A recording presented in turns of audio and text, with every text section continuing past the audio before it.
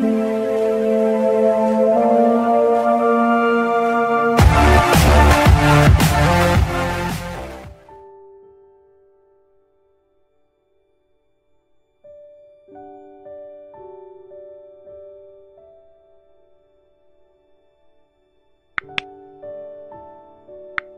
datang di channel ini, saudara-saudariku yang terkasih.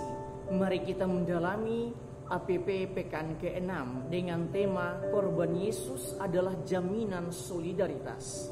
Kita masih menggunakan pendekatan appreciative inquiry melalui 4 langkahnya, yaitu discovery atau penemuan, dream atau impian, design atau rancangan, dan destiny atau menentukan kegiatan.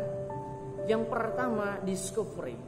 Pada kesempatan ini, marilah kita mengingat kembali apa alasan atau mengapa kita sebagai orang beriman, sebagai seorang Katolik diminta untuk solidar dengan sesama kita. Ingatlah bahwa solidar berarti kita bukan hanya sekedar mengucapkan "oh kasihan", tetapi kita melakukan sesuatu untuk ambil bagian dalam kesusahan atau penderitaan orang lain. Bukan hanya simpati, tetapi juga empati dengan orang lain. Bukan hanya sekedar option for the poor, tetapi juga action for the poor. Sebab solidar dengan sesama itu berarti kita harus berbela rasa dengan orang lain, merasa senasib dan sepenanggungan dengan orang lain. Alasannya karena kita adalah makhluk sosial yang hidup bersama-sama dengan orang lain. Yesus memberikan jaminan bahwa ketika Yesus solidar menanggung dosa-dosa kita, maka kita punya jaminan keselamatan di surga. Penderitaan dan kematian Yesus telah membawa keselamatan dan kehidupan bagi seluruh dunia. Demikian sabda Yesus, kalau biji gandum tidak mati, maka tinggal 1 biji saja. Tetapi jika ia jatuh dan mati, maka dia akan menghasilkan banyak buah. Kedua, dream. Seandainya kita memiliki keberanian untuk berkorban seperti Yesus, maka pengorbanan kita pasti akan berbuah baik untuk sesama, juga untuk diri kita sendiri. Dengan kata lain, solidaritas membutuhkan pengorbanan. Tak ada solidaritas tanpa pengorbanan. Oleh karena itu, mimpi kita ialah bagaimana kita bisa bersolidar dengan spirit pengorbanan atau spirit biji gandum. Yang ketiga, desain. Mari kita merencanakan apa yang mau kita buat di pekan suci ini sebagai bentuk pertobatan kita. Pertama-tama, sebagai pribadi, keluarga, wilayah rohani, rukun, lingkungan ataupun stasi, kita semua harus mengaku dosa. Mengapa? Karena ketika kita masih menjadi hamba dosa, maka kita cenderung berada di dalam keegoisan. Dengan pengakuan dosa, kita dapat merasakan cinta kasih Allah yang maha rahim untuk diri kita. Dan dengan cinta itu, kita akan semakin berani untuk berkorban dan solidar dengan sesama. Sebagai satu keluarga, kita akan membiasakan untuk melatih rasa solidar kita dengan anggota keluarga yang lain. Sebagai umat wilayah rohani, lingkungan, rukun ataupun stasi, kita juga perlu membuat gerakan bersama di pekan suci ini. Misalnya kerja bakti di gereja ataupun aksi nyata yang lain.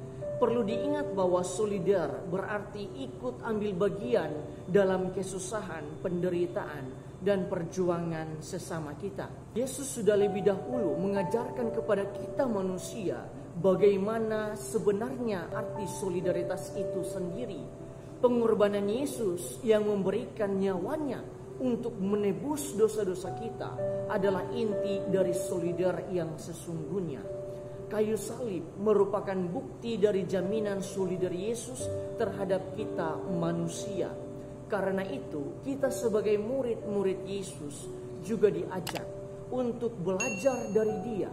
Kita harus solidar dengan sesama kita, bukan hanya simpati simpati, tetapi juga empati dengan orang lain yang lebih susah, yang lebih menderita dan kurang beruntung dari kita. Dan yang keempat, destiny. Sekarang apa aksi kita sebagai gerakan bersama?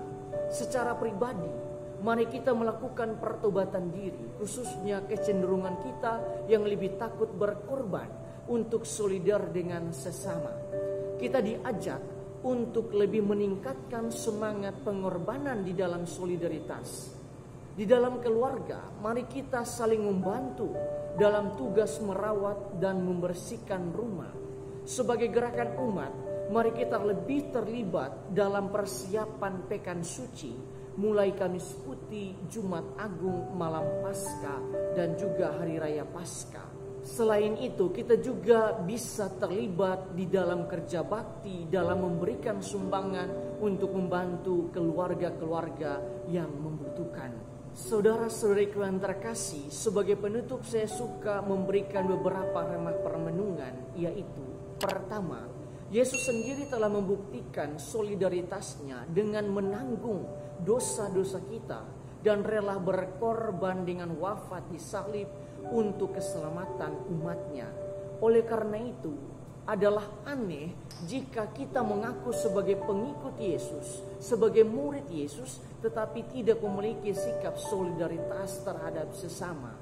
Kedua, solidaritas itu kata kerja yang sudah pasti membutuhkan pengorbanan dan tindakan yang nyata. Solidaritas kepada sesama tidak harus melakukan hal-hal yang luar biasa, bahkan menjadi viral.